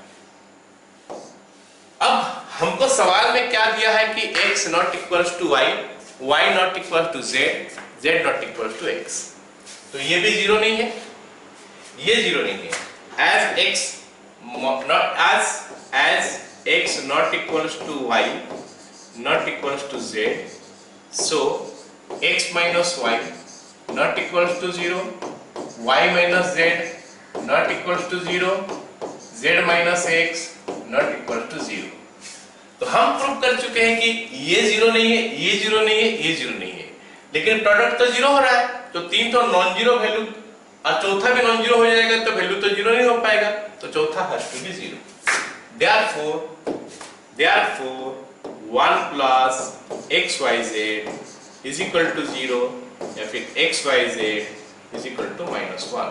तो हमारा प्रूफ जो है ना ये हमारा कंप्लीट हो गया। Clear all of you? Okay, very good. Next question में आते हैं। नेक्स्ट क्वेश्चन, अगर it is NCERT question without expanding, बोला है कि इसको एक्सपांड किए बिना जीरो प्रूफ करो, तो कैसे करेंगे? ध्यान से देखो, सोचो कि हम इसको जीरो कैसे प्रूव करें। बिना एक्सपांड किए जीरो प्रूव करने का दो तरीका होता है, या तो सारे एलिमेंट को जीरो कर लो, या फिर दो ठो रो दो ठो कॉलम को आइडेंटिकल कर लो। अब इसमें अगर हम ध्यान से देखें ना, लिखा हुआ है b minus c, c minus a minus b, ऐसा तीन एक्सप्रेशन को हम आसानी से जीरो प्रूव कर सकते हैं। कैसे? अगर ऐड कर दें तो, अगर ऐड कर देंगे तो जीरो हो जाएगा क्योंकि सारे चीज कट जा रहा है। अब सवाल है कि इसको ऐड कैसे करेंगे, वो कौन सा प्रॉपर्टी यूज करेंगे ताकि ये ऐड हो पाए। ये कॉलम 1 में था, कॉलम 2 आके ऐड हो गया और कॉलम 3 आके ऐड हो गया। मतलब क्या हो गया कि कॉलम 1 को हम चेंज कर देंगे, column 1 plus column 2 plus column 3। क्या करेंगे? Column 1 changes to column 1 plus column 2 plus column 3। सो हमारा चीज क्या बनेगा फिर? इज इक्वल टू क्या हो जाएगा यहां पे b minus c minus c minus sorry plus c minus a plus a minus b and it is coming zero. तो यू कैन चेक इट कि ये जीरो आ रहा है। सो हम सीधा डायरेक्ट लिख सकते हैं कि ये जीरो है। जीरो, ये भी जीरो, ये भी zero. Then c minus a, second column as it is रहेगा, c minus a minus b, b minus c. Third column भी एज इट इज रहेगा, a minus b minus c minus a. क्या दिक्कत है? इसको expand करने का और जरूरत तो है नहीं, क्योंकि हर एलिमेंट एक कॉलम का जीरो हो चुका है, तो value of the determinant is zero. तो हम इसको इज इक्वल टू जीरो लिख सकते हैं। Clear all of you? Okay, next question. अब बोलोगे सर हम एक सोचे कैसे? ऑब्वियसली कुछ क्वेश्चन करने का बाद हमारा दिमाग में चीजें आ जाता है, ये चीज करने से सॉल्व होता है। जहां पे भी प्रॉपर्टी बेस्ड चीजें आ गया ना, तो वहां पे प्रॉपर्टी पढ़ने के बाद सडनली अपना दिमाग में जो स्ट्राइक करेगा ऐसे कुछ जरूरी नहीं है। हम कुछ क्वेश्चन करने के बाद हमको आइडिया मिलता है, अच्छा ऐसा करने से ये सॉल्व हो जाता है आसानी से। Okay, alright, let us do this question. ये क्वेश्चन हमको क्या बोला है कि without expanding prove that this is equal to zero. ये नंबर है, अगर हमको कुछ बोलता नहीं कि विदाउट एक्सपांडिंग, तो हम इसको एक्सपांड करके भी वैल्यू जीरो प्रूव कर सकते थे। लेकिन बोला है कि विदाउट एक्सपांडिंग, मतलब कुछ प्रॉपर्टी डालेंगे। विदाउट एक्सपांडिंग जीरो मतलब दो ठो रो सेम हो जाएगा, या फिर दो ठो कॉलम सेम हो जाएगा, या फिर सारे एलिमेंट जीरो हो जाएगा। तो जो हमको आसानी से मिलेगा विल डू दैट। हम देख रहे हैं इसमें हमारा सोचने का तरीका क्या होगा। देख रहे इसमें सारे इतना बड़ा बड़ा एलिमेंट है, ये सब तो छोटा है, ये बड़ा बड़ा है, तो इसको कुछ करके छोटा किया जा सकता है क्या? और अगर हम ध्यान से देखें तो ये एलिमेंट से अगर इस एलिमेंट को माइनस कर देंगे, क्या करने से 2 आ रहा है, 2 यहां पे, ये 65 है। अगर मैं इसमें 9 मल्टीप्लाई कर दूं तो मैक्सिमम चीज जो भी हो सकता है 63 हो जाएगा। 63, 65 minus 63 is 2। Okay, it is helping. 8 into 9 72, ये 3 आ रहा है, यहाँ पे 3 है, तो ये हेल्प करना मेरे को। मतलब क्या हो गया कि कॉलम 3 को चेंज करना है। ये तो हमको पता चल गया कि कॉलम 3 को ही चेंज करना है। क्यों कॉलम 3 को चेंज करना है? क्योंकि कॉलम 3 में एलिमेंट से बहुत बड़ा है, तो उसको हमको छोटा करना है। अब उसको छोटा करने के लिए हमको कौन सा रो या कौन सा कॉलम का हेल्प लेना पड़ेगा, that we have to decide. और ऐसे करना पड़ेगा कि बाकी एलिमेंट्स सब सेम आ जाए, उस टाइप का चीजें होगा। सेम आना जरूरी है क्योंकि विदाउट एक्सपांडिंग बोला है, या तो सेम आएगा या फिर सारे जीरो आएगा। तो जीरो तो आ नहीं पा रहा, तो सेम आने का पॉसिबिलिटी है। So C3 changes to C3 minus 9 into C2। तो इसमें हमको मिलेगा क्या? Is equal to C3 change हुआ है, C1 C2 में कोई चेंज नहीं है, क्योंकि C1 और C2 में कोई चेंज नहीं है, तो पहले C1 और C2 एज इट इज लिख लेते हैं। 2 3 5, then you have 7 8 9, okay. Then यहाँ पे मल्टीप्लाई हुआ 63 माइनस दिस 2 हो गया, ये 75 माइनस 72 3 हो गया, 86 माइनस 81 5 हो गया। सो इसका वैल्यू हो गया 0 as column 1 is equal to column 3। Clear? Right. Next question interesting है।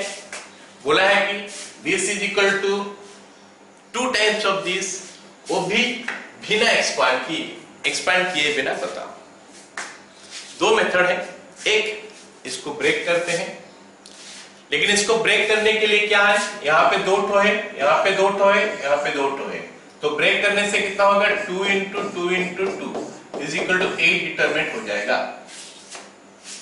फर्स्ट कॉलम में 2 ठो कट फॉर्म है, ये 2 ठो में ब्रेक होगा, तो वो जो 2 ठो होगा फिर सेकेंड कॉलम को ब्रेक करेंगे तो 4 हो जाएगा, थर्ड कॉलम को ब्रेक करेंगे तो 8 हो जाएगा। मतलब 8 ठो डिटरमिनेंट में हमको ब्रेक करना पड़ेगा। ऐसा अगर मैं इन जनरल बोलूं, अगर इसमें n टर्म्स है और इसमें अगर हमारा n टर्म्स है, इसमें अगर हमारा p टर्म्स है, तो हम डिटरमिनेंट को ब्रेक कितना टर्म्स में कर सकते हैं, कितना डिटरमिनेंट में, n इंटू p उतना कर सकते हैं। जैसे मान लेते हैं इसमें 4 ठो टर्म है, इसमें 5 टर्म है और इसमें 2 टर्म है, तो 4 इंटू 5 इंटू 2 20 डिटरमिनेंट में हम इसको ब्रेक कर सकते हैं। एनीवे हमको ब्रेक करना नहीं है।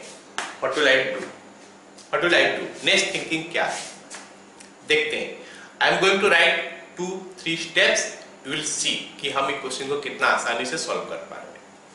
Now first thing what I am going to do, b plus c c plus a plus p है, इनको ऐड कर देते हैं, तो b plus c plus c plus a plus a plus p, so it will be 2 times of a plus b plus c, like that 2 times of p plus q plus r, 2 times of x plus y plus z।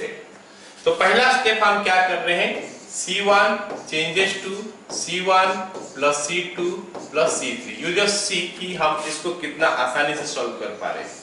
so it will be 2 times of p, a plus b plus c, 2 times of p plus q plus r and 2 times of x plus y plus z। ये पहला step क्या हुआ, idea हो गया होगा कि हम ये r करके हमको मिला z plus x, then you have a plus b, p plus q and x plus y। पहला स्टेप होने का बाद second step I am asking you what to do. हम सेकेंड स्टेप में करने वाले क्या है, ध्यान से देखो। फर्स्ट कॉलम देखो और सोचो कि हम इसमें क्या करने वाले हैं।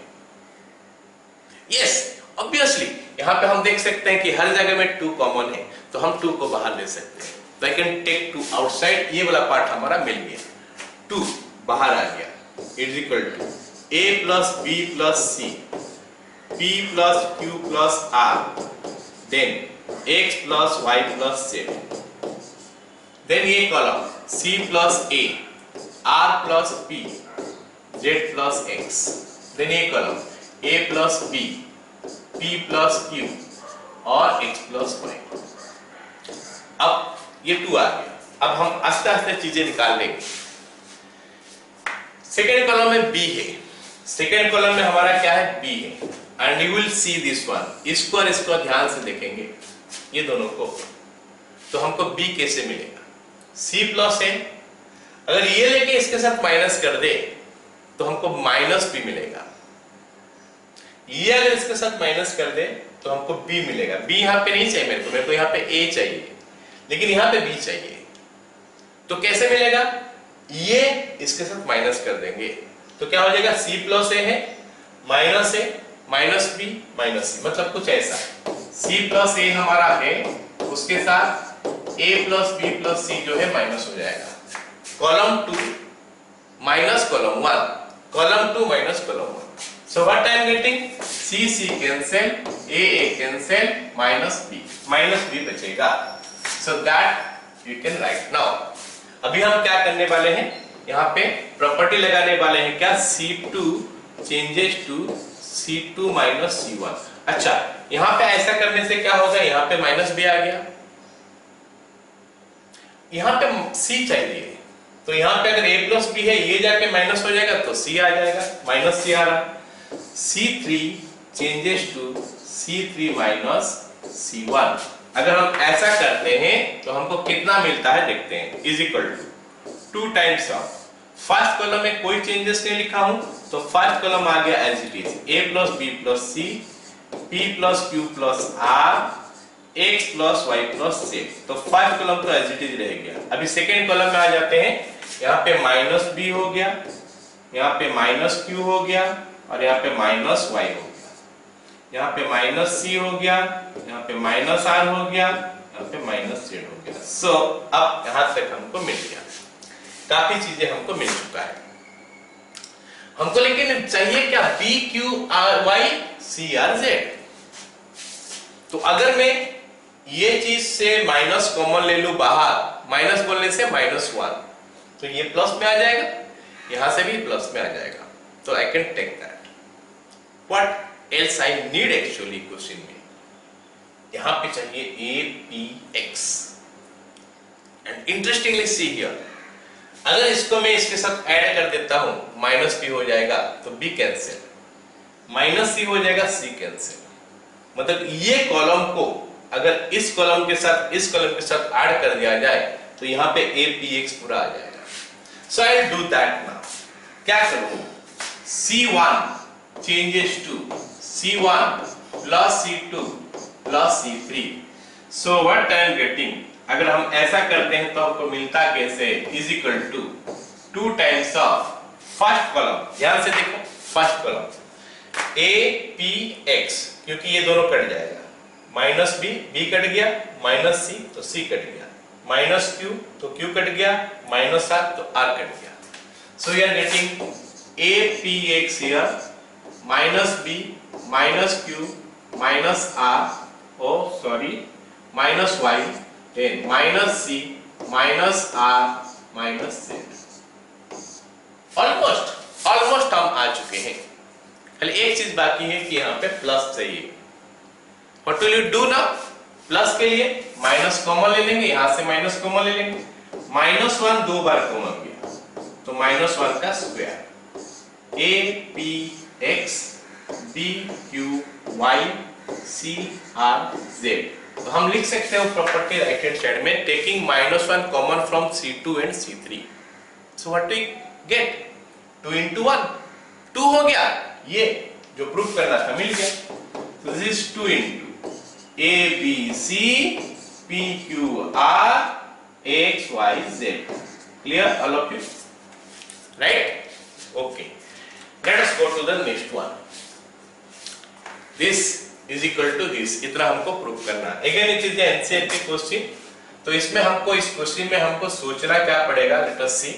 LHS अगर मैं ले लिया, LHS is equal to 1 plus a 1 1 1 1 plus b 1 1 1 1 plus c।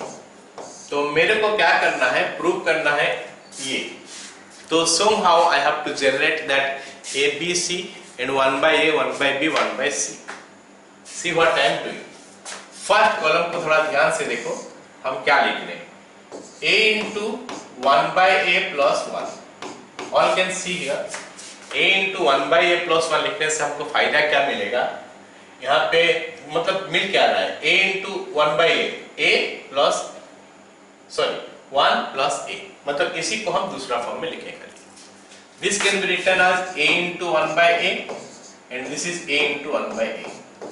तो फर्स्ट कॉलम खत्म, अब सेकेंड कॉलम में आ जाते हैं, b into 1 by b, b into 1 by b plus 1, b into 1 by b, c into 1 by c, c into 1 by c, c into 1 by c plus 1। मतलब हम generate कर चुके हैं वो abc और 1 by a 1 by b 1 by c। Now see first column, सबको ध्यान से देखो, फर्स्ट कॉलम में क्या है, हर एलिमेंट में a मल्टीप्लाई हुआ है, कॉमन होकर बाहर आ सकता है, सेकंड में से b, थर्ड में से c, मतलब ये वाला पार्ट आ गया। So that will be a b c 1 plus 1 by a 1 by a 1 by a 1 by b हो गया 1 plus 1 by b 1 by b 1 by c 1 by c 1 plus 1 by c. चलो ये पार्ट हो गया। अगले ये लिखना है, ये जनरेट करना है। So what to like do, ये 1 बाई बी ऐड कर देंगे, 1 बाई सी ऐड कर देंगे, हो गया। मतलब कॉलम 1 था, कॉलम 2 ऐड हो गया, कॉलम 3 ऐड हो गया। मतलब हम क्या करने वाले हैं, कॉलम 1 को चेंज करने वाले हैं, column 1 plus column 2 plus column 3। तो ये चेंजेस हम करने वाले हैं, ओके ना। ये जो चीज है इसको हम करने वाले हैं, इसको हम column 1 changes to column 1 plus column 2 plus column 3 करने वाले हैं। तो बन गया फिर क्या क्या बन गया, is equal to a B c पहले से था, फर्स्ट कॉलम चेंज हो गया है, column 1 plus column 2 plus column 3।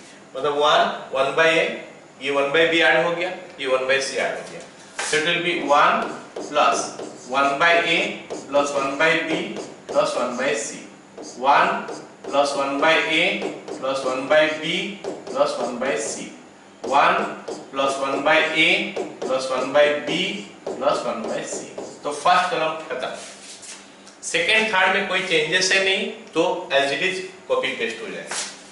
1 by b 1 plus 1 by b 1 by b, 1 by c 1 by c 1 plus 1 by c. And as I told, if you will see, अगर कभी हमको ऐसा मिलता है एक रो या फिर एक कॉलम का सारे एलिमेंट सेम है, तो इन दैट केस हम क्या करते हैं, दो एलिमेंट को जीरो कर देते हैं, रो 1 माइनस रो 2, रो 2 माइनस रो 3, या फिर column 1 minus column 2, column 2 minus column 3, रो 2 माइनस रो 1, इस टाइप का चीजें करके। तो यहाँ पे हम वैसे करेंगे, इस एलिमेंट को और इस एलिमेंट को जीरो कर देंगे, तो R2 minus R1 R3 minus R1। तो अभी हम क्या करेंगे, R2 माइनस R1 और R3 माइनस R1 करेंगे। तो A B C हो गया, then will have 1 plus 1 by A plus 1 by B plus 1 by C। ये हो गया फर्स्ट रो का एलिमेंट, पहला element. Next 1 by B 1 by C, ये नेक्स्ट एलिमेंट है। अब R2 माइनस R1 करेंगे, तो इससे ये माइनस हो गया 0 हो गया, इससे ये माइनस हो गया 1 हो गया, और इससे ये माइनस हो गया 0 हो गया। देन इससे ये माइनस हो गया 0 हो गया, this minus this 0 and this minus this 1।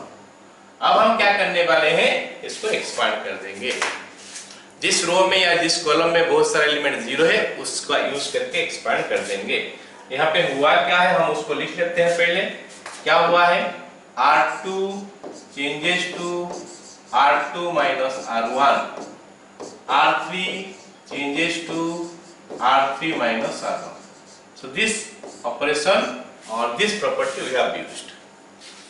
अब इसको अगर मैं फर्स्ट कॉलम में एक्सपांड कर दूं, तो क्या होगा, this one into 1 minus 0, ये और ये कट जाएगा, 1 minus 0. So we got it. अगर मैं इसको फर्स्ट कॉलम में एक्सपांड कर दूं, तो हमको आंसर मिल गया पूरा। So is equal to ABC into 1 plus 1 by A plus 1 by B plus 1 by C into 1 minus 0. That will be your ABC into 1 plus 1 by A plus 1 by B plus 1 by C, and it is your right hand side. हमारा proof जो है ना खत्म हो चुका है। Clear? Right. अगला सवाल। Now this is a question जो हमको प्रूफ करना, सॉल्व करना है। इक्वेशन सॉल्विंग का ये क्वेश्चन है। तो हम इसको कैसे करेंगे? ऐसे तो हम इसको डायरेक्ट एक्सपांड करेंगे, एक इक्वेशन मिलेगा, उसको सॉल्व कर सकते हैं। बट प्रॉब्लम क्या होगा उसमें, हम जब इसको एक्सपांड करेंगे तो this into this minus this से करेंगे, तो ये स्क्वायर में आएगा, इससे ये मल्टीप्लाई करेंगे तो क्यूबिक का इक्वेशन आ जाएगा। क्यूबिक का इक्वेशन सॉल्व करना इतना आसान नहीं होता है, तो उसके लिए हमको क्या करना पड़ेगा। So what will we do, actually हम क्या करने वाले हैं, देखो ऐसा कुछ करेंगे कि एक रो या फिर एक कॉलम का सारे एलिमेंट सेम आ जाए। क्या सोचेंगे? C1 changes to C1 plus C2 plus C3, R1 changes to R1 plus R2 plus R3, कुछ ऐसा सोचेंगे जिसमें सेम होगा। सोचते हैं C1 changes to C1 plus C2 plus C3, तो क्या होगा, ये दोनों ऐड हो जाएगा, तो कितना होगा x plus 9, फिर 2 और ये ऐड होगा, फिर से x plus 9 होगा, x plus 9। Okay, C1 changes to C1 plus C2 plus C3 करेंगे, C1 changes to C1 plus C2 plus C3 करेंगे, तो हमको कितना मिलेगा, implies कितना मिलेगा, x plus 9, x plus 9, x plus 9, okay, then it will be 3, x plus 2, 3, 5, x plus 4 is equal to 0। पहला सोच हमारा ऐसा होना चाहिए, अगर क्यूबिक आ रहा है, स्क्वायर में आ रहा है तो हम डायरेक्ट एक्सपेंड कर देंगे, लेकिन क्यूबिक आ रहा है तो पहले हम ऐसा सोचेंगे। उसके बाद सारे एलिमेंट सेम हो गया, कॉमन लेकर बाहर निकाल सकते हैं, या फिर दो ठो एलिमेंट को जीरो कर लेंगे, जैसे प्रीवियस क्वेश्चन में किए, ये दो ठो को जीरो कर दिए, R2 minus R1, R3 minus R1, that we will do here also, यहाँ पे भी हम कर सकते हैं, या फिर कॉमन लेंगे, लेकिन कॉमन लेने का बाद भी वो स्टेप करना पड़ेगा 1 1 1 लेने का बाद। लेकिन हम डायरेक्ट अगर कर लेंगे, क्या करेंगे, R2 changes to R2 minus R1, R3 changes to R3 minus R1। अगर ये वाला हम कर लेते हैं तो हमको क्या मिलता है, implies रो 1 कुछ चेंज नहीं है, तो पहले रो 1 को एज इट इज लिख लेते हैं, अभी रो 2 माइनस रो 1, ये माइनस ये 0, ये माइनस ये x minus 1, this minus this 0, this minus this, sorry ये माइनस ये, रो 3 माइनस रो 1, ये 0 हो गया, 3 माइनस 3 0 हो गया, x प्लस 4 माइनस 5, तो x minus 1 is equal to 0। अब हम इसको एक्सपांड कर सकते हैं, अब हम क्या कर सकते हैं, इसको एक्सपांड कर सकते हैं, क्योंकि इसमें बहुत सारे एलिमेंट जीरो है, किसमें, इसमें बहुत सारे एलिमेंट जीरो है, तो हम इस कॉलम में इसको एक्सपांड कर लेते हैं, तो उसमें क्या होगा, x प्लस 9, उसके बाद ये दोनों कट जाएगा, this into this minus this into this, तो will get what, x plus 9 into x minus 1 का whole square is equal to 0। Therefore, x is equal to minus 9 और x is equal to 1। So ये दो value हमको मिल गया। कभी कभी हो सकता है यहाँ पे सेम नहीं आएगा, x minus 1 into x minus 3 ऐसे आएगा, तो भी हो। अगला सवाल सेम टाइप का सवाल है, यहाँ पे हम अगर हम देखेंगे तो रो में भी कर सकते हैं, कॉलम में भी कर सकते हैं, क्योंकि ये एलिमेंट सब सेम है, ये एलिमेंट सब सेम है। मैं इसको रो में बना के दिखा रहा हूँ। इसका पिछला वाला क्वेश्चन को हम कॉलम में किए, तो इसको रो में करते हैं। R1 changes to R1 plus R2 plus R3, तो ये अभी क्या बनेगा, implies ये R1 है, ये चेंज हो रहा है, R2 R3 R हो रहा है, मतलब प्लस 3 प्लस 6 हो गया, मतलब 3x माइनस 2 हो गया, ये भी ऊपर जाएगा तो 3x माइनस 2, ये भी हमारा 3x माइनस 2 हो गया, 3x माइनस 2। तो फर्स्ट रो खाली चेंज हुआ है, second third row as it is है, second third row as it is है, तो 3x माइनस 8, 3, फिर कितना हो गया, 3 और 3x माइनस 8। ओके, जैसे ही ये होता है उसके बाद हमको क्या करना है, जिस रो में सारे एलिमेंट सेम है या फिर जिस कॉलम में सारे एलिमेंट सेम है, उसमें दो ठो को जीरो करना है। So how will make that, इसको जीरो कर लेते हैं तो ये जाके माइनस हो जाएगा, इसको जीरो करते हैं तो ये जाके माइनस हो जाएगा। तो हम क्या कर सकते हैं, अभी C2 को चेंज कर लेंगे, C2 माइनस C1, C3 को चेंज कर लेंगे, C3 माइनस C1। अगर हम ये करते हैं तो हमको क्या मिलता है, कॉलम 1 में कोई चेंजेस नहीं है, तो 3x माइनस 2, 3, 3। अभी क्या हुआ है, कॉलम 2 माइनस कॉलम 1, ये माइनस ये 0 हो गया, this minus this 3x minus 5 हो रहा है और दिस माइनस दिस 0 हो रहा है। अब क्या हो गया, कॉलम 3 माइनस कॉलम 1, कॉलम 3 ये है, कॉलम 1 ये है, ये जाके उसके साथ माइनस हो गया 0 हो गया, ये इसके साथ आके माइनस हो गया 0 हो गया, 3x minus 5 is equal to 0। Clear? अब इसको फर्स्ट रो में एक्सपांड कर सकते हैं। I can expand it along first row. इस रो में एक्सपांड करेंगे तो क्या आएगा, 3x minus 2 into this minus this into this minus this into this. So what we are getting implies 3x minus 2 into 3x minus 5 का whole square is equal to 0। Therefore, x is equal to 2 by 3 और x is equal to 5 by 3। तो x का हमारे पास दो value मिल गया।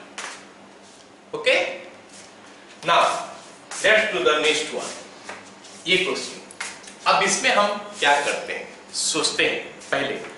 R1 changes to R1 plus R2 plus R3 करेंगे तो क्या होगा। तो ये R1 है, R2 जाके ऐड हुआ, R3 जाके ऐड हुआ, कितना हो जाएगा x प्लस 2। ओके, अब ये क्या हो जाएगा 2 प्लस x प्लस 1 प्लस 4, मतलब x प्लस 7 हो रहा है।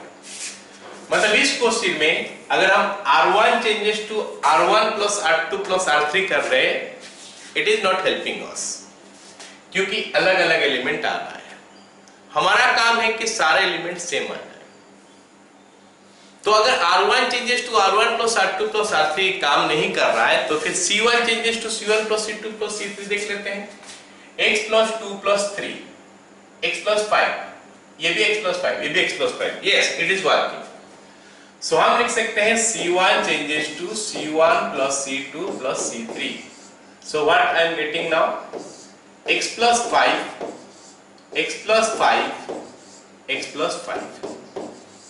ये हो गया हमारा 2, x plus 1 and then 4. Then ये हो गया हमारा 3, x. That's all.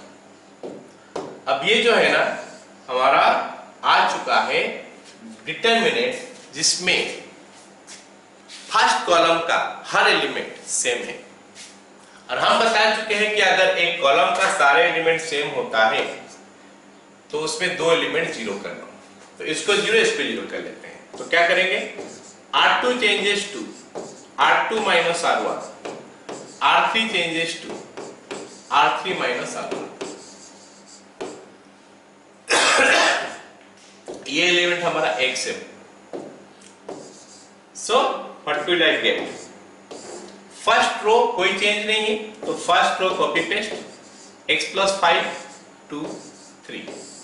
Second row में हमारा चेंज है, second minus first row, x plus 5 0 हो गया, x प्लस 1 में 2 माइनस हो रहा है, तो it is giving me x minus 1। 3 में 3 माइनस हो रहा है, it is giving me 0। x plus 5 minus x plus 5 0, 4 minus 2 हो गया हमारा 2, 4 माइनस 2 2 आ रहा है, और ये x है 3 आके माइनस हो गया, तो x माइनस 3 हो गया इज इक्वल टू 0। खत्म। अब इसमें हम देख सकते हैं कि इस कॉलम में बहुत सारे एलिमेंट 0 हैं, तो हम इसको इस कॉलम में एक्सपांड करेंगे तो हमको मिलेगा x plus 5 into this minus this. तो x plus 5 into this into this minus this into this, this into this कितना हो गया, x minus 1 into x minus 3 that is equal to 0। इसमें हमको पता चला कि x का वैल्यू माइनस 5 है, इसमें इसका वैल्यू हो गया हमारा 1 और इसमें से इसका वैल्यू आ गया 3। So you got the answer. Easily हम इसको कर सकते हैं। This is the way will do. ऐसे नहीं करेंगे, डायरेक्ट एक्सपांड करेंगे तो हमको क्यूबिक इक्वेशन मिलेगा। Now this is a homework question, you can do it। इसमें अगर चेक करना है सबसे पहले कि R1 plus R2 plus R3 करने से सेम आ रहा है या C1 plus C2 plus C3 करने से सेम आ रहा है। Accordingly you have to proceed, solve it। तो आज का वीडियो में बच्चों हम लोग इतना पढ़ेंगे। नेक्स्ट क्लास में प्रॉपर्टीज का ऊपर कुछ और क्वेश्चन करेंगे। ओके